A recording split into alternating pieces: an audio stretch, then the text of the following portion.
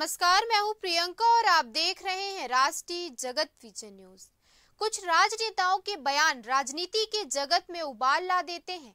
ऐसा ही एक मामला केरल में टीवी डिबेट में सामने आया था, जहां भाजपा के प्रवक्ता पिंटू महादेव ने कांग्रेस महासचिव राहुल गांधी पर सीने पर गोली मारने वाले बयान दिए थे।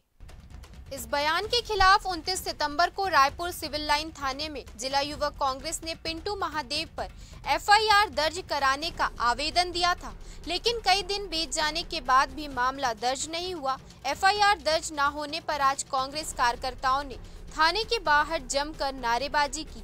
पूर्व विधायक विकास उपाध्याय ने मीडिया से कहा, जब तक हमारी एफआईआर दर्ज नहीं होगी हम यहाँ से हटेंगे नहीं।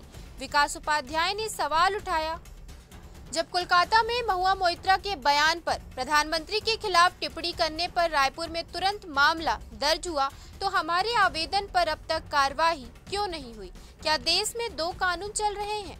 सूत्रों के मुताबिक सिविल लाइन थाना प्रभारी वर्तमान में अवकाश पर हैं, जिस वजह से मामला अभी लंबित है।